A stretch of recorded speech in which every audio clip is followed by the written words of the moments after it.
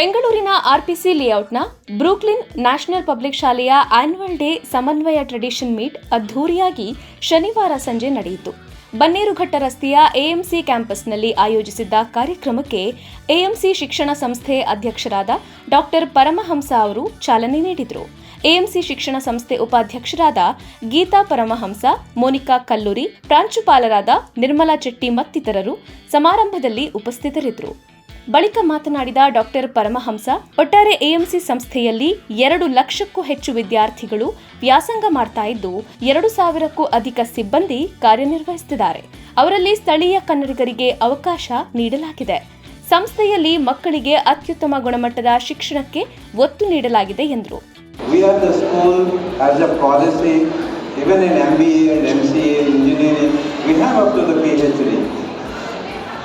But we have not taken any developmental fees. We have not taken any donation against the admission. There are certain policies we have followed at the institution.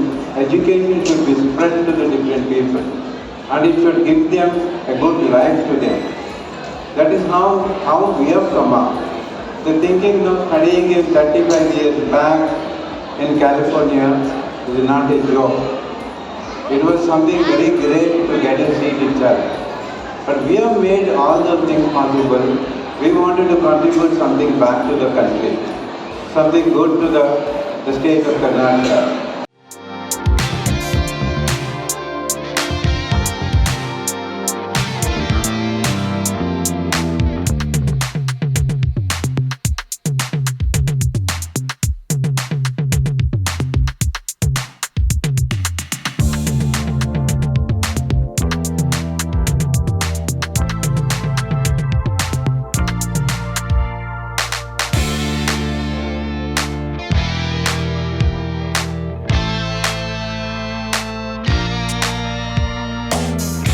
ಶಾಲೆಯ ವಾರ್ಷಿಕ ವರದಿ ಮಂಡಿಸಿದ ಪ್ರಾಂಶುಪಾಲರಾದ ನಿರ್ಮಲಾ ಚೆಟ್ಟಿ, ಮಕ್ಕಳ ಸಮಗ್ರ ಅಭಿವೃದ್ಧಿಗೆ ಪೂರಕವಾದ ಶಿಕ್ಷಣಕ್ಕೆ ಆದ್ಯತೆ ನೀಡಲಾಗಿದೆ ಎಂದು ತಿಳಿಸಿದರು.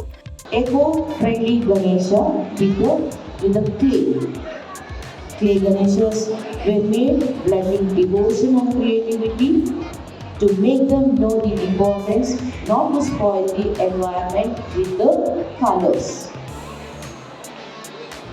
Heartfelt appreciation, the bond between the teachers and students grew stronger on Teachers' Day. On this day, retro to metro, international blue ಹಾಗೂ ಭಾರತೀಯ ಫೆಸ್ಟ್ ಥೀಮ್ನಲ್ಲಿ ವಿದ್ಯಾರ್ಥಿಗಳಿಂದ ನಡೆದ ಸಾಂಸ್ಕೃತಿಕ ಕಾರ್ಯಕ್ರಮಗಳು ಪೋಷಕರನ್ನ ರಂಜಿಸಿತು.